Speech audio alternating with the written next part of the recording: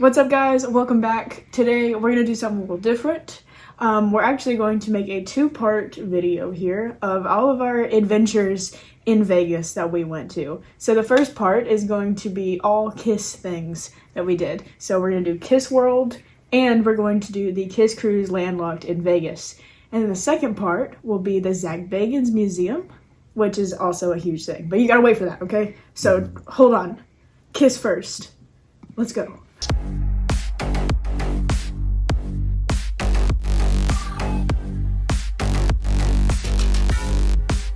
Alright, so on the first day that we were in Las Vegas, the main thing I wanted to do, other than the KISS Cruise, obviously, was I wanted to go to the KISS World Museum. So, obviously we had to go. So, KISS World is located inside the Rio Hotel, which is off the strip, by the way. Not super easy to get to if you're by foot. We walked to it. It was rough. Not recommended. No, don't do that. No. But it was really fun, and you should go to the museum. Just maybe, taxi there, drive there, do something. Sure. Don't walk there. But we got there, and the staff there was so nice to us. Literally, they were the best. And this is a museum, but it's also Monster Mini Golf, but it's all KISS themed. And it's also like an arcade with like KISS games and other games. But so you walk in, and it's in like the weirdest location because you have to go to all the way back of like the casino, walk through the casino, and then it's over there. So you're like, okay, big sign, all of it. And you got to walk through and you say, okay, museum, golf, what do you want, right? Car. Yeah. Arcade. All kinds of stuff. KISS music playing. Yeah, so it's a whole thing. Mm-hmm. So we walk up, and they were nice enough to give us a discount since we had come from the KISS Cruise event. So they gave us a discount for that. And we did the golf and the museum, right? So I'm going to walk you through this museum. We took a couple videos, but there's some stuff, I'm just going to mention because we can't use the sound in the video because we'll get copywritten, and we don't want to do that. Nobody wants that. So first off, when you walk into the lobby, you go through like the red carpet and you look at all of their platinum and gold records, which I thought was super cool. I mean, me as someone who works in music, seeing that stuff is like a crazy accomplishment for any band that you have just all of your albums, at least in the 70s, go platinum, which is just crazy. And then you also have a Gene in there. You can take a little picture with Gene. After you walk through all of the platinum and like gold, every color record you could possibly walk past, you get to the door of the Elder. Y'all know how I feel about the Elder. No. They were also playing the Elder when we walked in. I was like, oh man, we gotta change this. Yeah, of all the KISS music. I couldn't take it. So obviously I went up and they were like, yeah, we'll take song suggestions. And I was like, yes. Thank goodness. We got some Ace playing. Yeah, I was like, I can't deal with the Elder playing right now. But I did reenact the picture, kind of. I thought the hand was not on the, on the knock, but it was. But either way, cool picture. That's the closest you will ever get to me praising the Elder is that picture.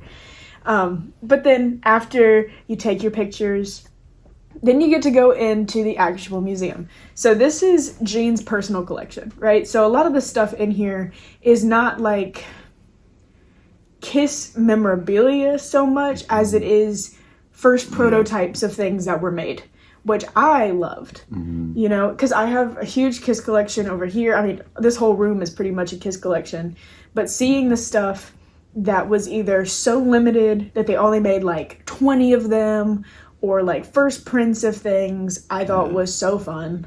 So these were gifts to Gene that may or not have been used or been sold.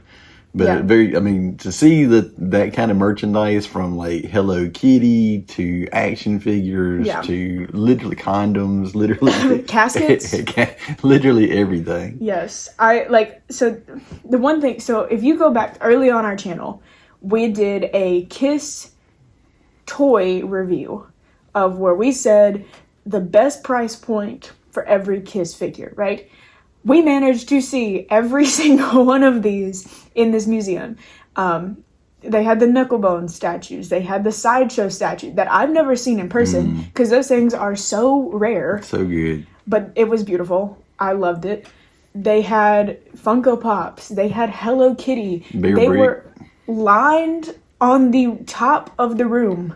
All the action figures that had been made of them. They had Christmas figures. They had Dynasty. They had Alive. They had Love Gun. Literally every figure you could have thought of, they had it. Another thing that I went crazy about was KISS made shoes. So this is more of a recent thing that they had like high top shoes. Forgive me, I don't remember the brand. I'm sorry, but they're so cool, and I was like, oh man, I should get some. And they had all of them on display, and I was like, wow, those are super cool. They had clothes in there, they had costumes, they had pieces of costumes from, I mean, more Jean stuff than anybody, but they still had every KISS member there. They had some puppets, like, that, you know, were made for commercials or whatever, and they had masks, like the Halloween masks, and then they had, like, the trick-or-treat masks. Like, there was just so many things in here merchandise-wise, but obviously, your eyes are drawn to not the merchandise, okay? You're looking for the real deal. What is in here? So, like I said, Gene has his clothes in there. There was the sword that he used. So, you know, when he spits fire, it's on the sword. Then he slammed it into the ground. That was in there, signed. It's like gold, beautiful.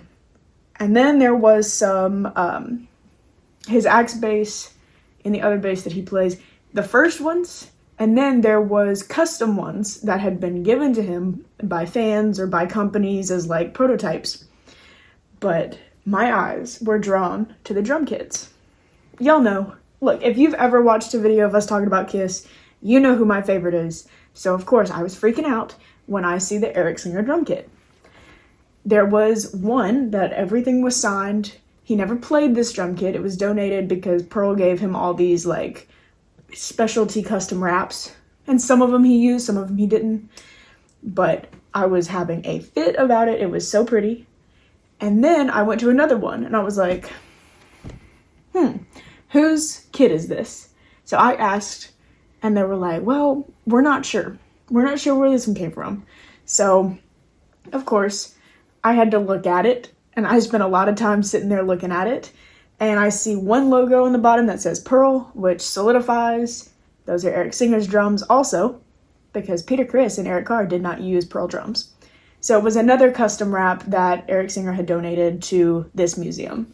Super cool. I mean, both of them were awesome. They're like... It's almost like a military tech camo. Yes. Like all the wraps that he has on his drums have always been like beautiful. They're just very nice. So that was huge to see that, and then to actually tell, you know, the people working there what some of this stuff was. Like, my entire personality for a while is just the band KISS, so I know a lot about it, right? Another one that I saw in there that I think you got a video of,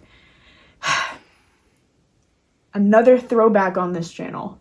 If you go back, we did a video. It was like one of our first videos on the channel where we went to Savannah, Georgia.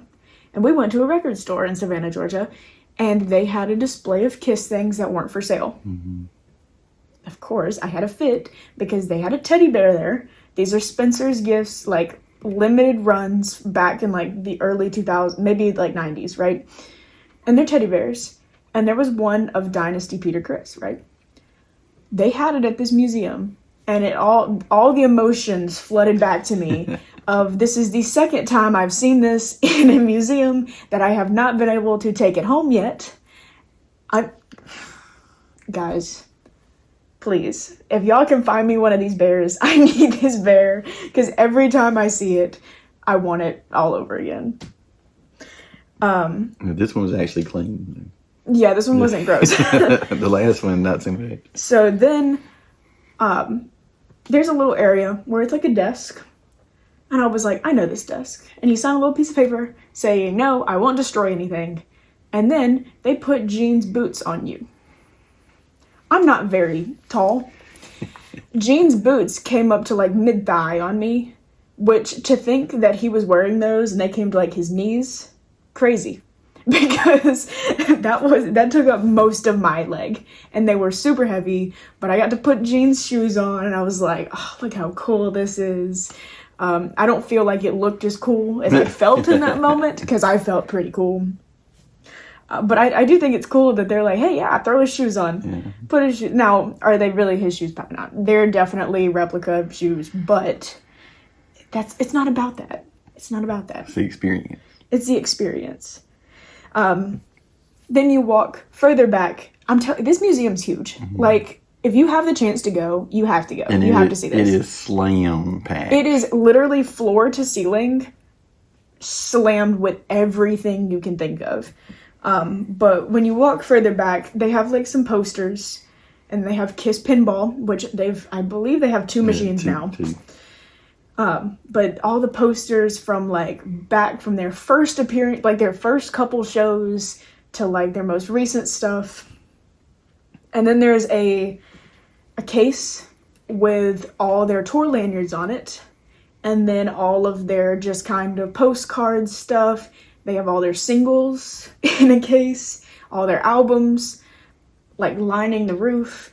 I mean, it is crazy how much merchandise these people put out. And then under the albums, they had a case, and it was all of Gene's awards.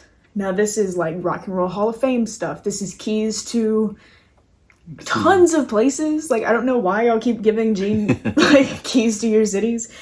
But I mean, it's trophies, it's medals, like it is all this stuff, and you're like, wow. It really like kind of puts in perspective like the impact that this band has, even to people who don't like them. Like, I know not everyone watching this video is like a diehard KISS fan like I am, and I understand that. But the significance of this band to music is so strong, because they were literally merchandising everything. Everything. And like, do I think KISS is a brand?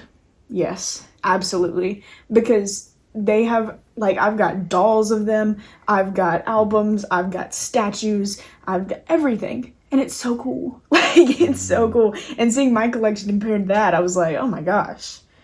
Like, this is insane. But, of course, after we finished the museum, which took forever because I was looking at everything, we got to play some mini golf.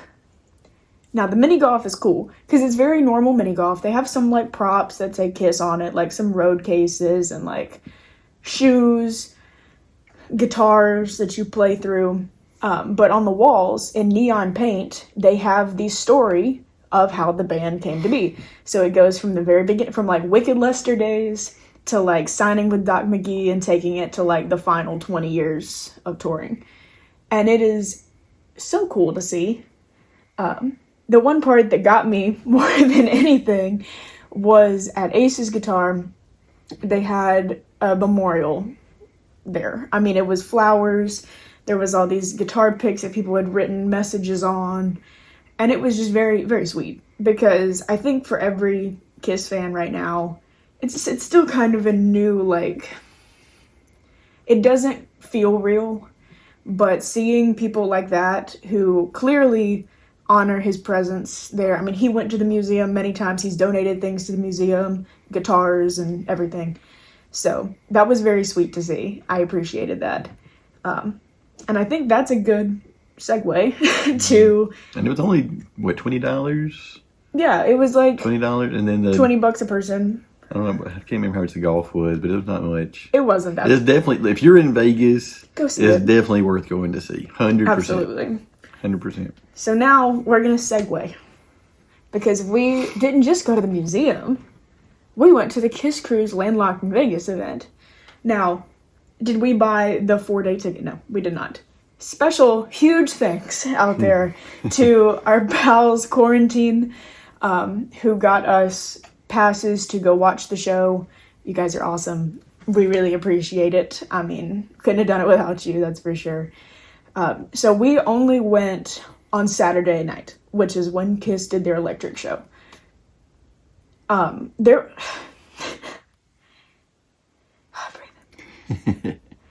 Walking in this building, it was at the Virgin Hotel, which is like a very new hotel. It's very nice. Things were very organized for what I thought was like, it's weird because everyone's staying in this one hotel. So I am fully convinced that if you sat in the lobby long enough, you would see every single artist who performed that entire weekend. Like, we ran into Tommy Thayer. By accident, we were just standing there saying, what do we do? And Tommy Thayer walks by, and we shook his hand, and I was like, oh, okay. He's a very nice guy. But we were not expecting that at all. Like I said, we didn't buy meet and greets or anything. We were just standing in the lobby of the hotel. So I think you could absolutely meet everybody if you just stood there.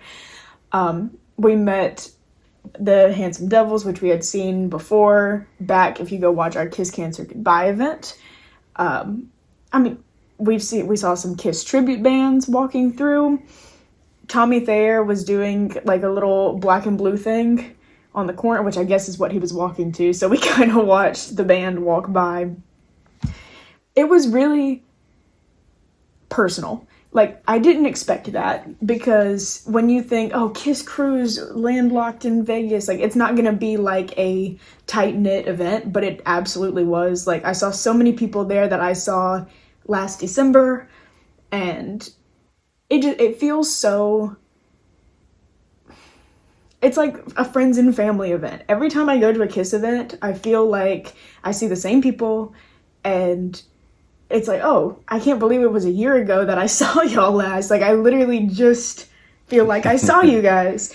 But I love KISS event. Like, if you ever get a chance to go to any KISS event, convention, you know, something like this, do it. Because, first of all, KISS fans are the nicest people ever. Like, they are so nice and welcoming to new people. But enough about that. Y'all don't want to hear about that. Y'all want to hear about KISS playing, of course. We go and sit down. We watch Quarantine, our pals. They did amazing. And then we got to watch Sebastian Bach. I've never seen Sebastian Bach. He was great. But everybody was there to see KISS, you know? So it was kind of a weird energy in the room. Because fairly small theater. Yeah, I would say maybe 6,000 cap. Maybe. And everybody was there for one reason. They wanted to see KISS. Me too. I wanted to see KISS too. I am there to see KISS, right? So we go and KISS starts playing. Well, actually, sorry. Criss Angel introduces them. Another person who I was dying to see on the trip. So Criss Angel introduces them, and I was like, oh my gosh, wait, that guy. Because we stayed at the Planet Hollywood Hotel. So Criss Angel performs at the Planet Hollywood Hotel. But he didn't disappear. No, he didn't. But I didn't care. I did not care. I was like, I saw Criss Angel and I saw KISS. I don't care. KISS comes out. There's no fireworks. There's no explosions. There's no going to the ceiling, all this extra stuff, right? It is just them playing, and it was so good. Mm-hmm. They sounded amazing. Way better than I expected. I was worried because, look, I've heard Paul Stanley sing a lot recently, and I know that it's getting harder for him to, you know, hit some of these notes. I was really happy they didn't do I Was Made for Loving You, because I know that's a super hard song for anybody to sing, and I think it was the smart idea to not sing that song. But they sang some very iconic songs, and then some kind of like deeper cut songs that I wasn't expecting. A lot of early stuff. And I was like, oh, okay. I love that, you know? Let Me Go Rock and Roll was one of the songs they played. I love that song. It's a long song. So I was kind of like, oh, okay. Like, we're getting into a deeper cut thing here. And it's not just, oh, we're playing Detroit Rock City 1,000 times. But they did play it. And we weren't sure if Eric Singer was going to play the whole time, but he did. He did. And then they brought out Bruce near the end. Yes. Look, if you have talked to me about KISS's final show since their final show, you know my number one gripe is how they did not invite the rest of KISS to come back and play with them. To see Bruce come back with them this time, like, it made me happy. I was like, that is exactly what I wanted. Bruce needed to be there. And he was. And he played with them. He played Lick It Up with them, then played Rock and Roll All Night with them. And I was ecstatic. I was thrilled. That's all I could ask for, you know? Of course, I would have loved to see everybody be back. But it's okay. I mean, I think they played Cold Gin, and everybody in there was kind of like, like everyone got really teary-eyed, which is such a crazy song to get emotional about, but it was one of those moments, and there was a lot of playing tribute to Ace over the weekend. Like from Thursday on to Sunday, I feel like every performance was in a way to, you know, honor the legacy of what he did for that band. Yeah. Because, I mean, you wouldn't have KISS if you didn't have the 4 original members. And we were very, very blessed to be there. Absolutely. I mean, it was amazing.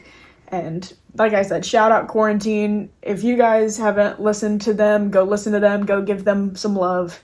They're great. And this is an experience I'll never forget. You know, it's like you don't get to do these things very often. And getting to see them, because I never got to see them before. So this was my first time getting to see them, and it was all I could ask for. So overall, I'm giving the KISS part of this trip a huge thumbs up from us. Mm-hmm. It was awesome. Like I said, go to KISS World if you can. Go give them some love. Also, they're amazing people over there.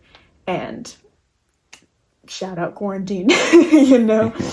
But yeah, like... It just kind of goes to show that, you know, when we started this whole channel, we were just going to just see where things take us. And, you know, sometimes you just got to follow your dreams. It's not all about making tons of money, but, you know, just putting yourself out there, making contacts, and you never know...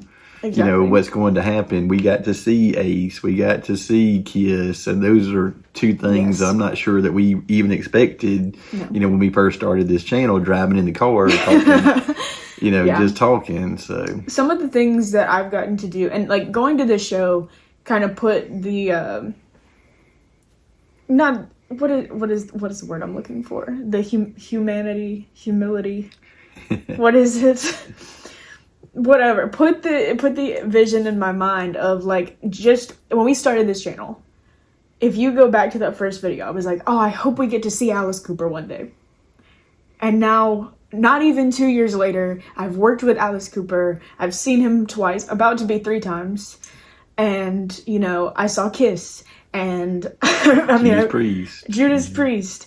And I mean, all these people, Paul McCartney, like these are people I never thought I'd be able to see.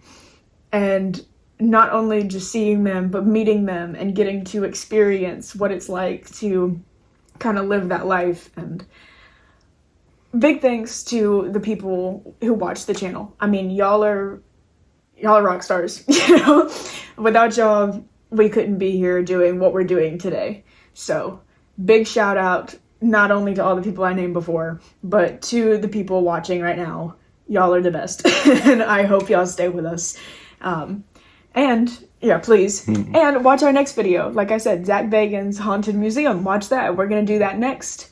And we hope to see y'all there. So we survived. We made it.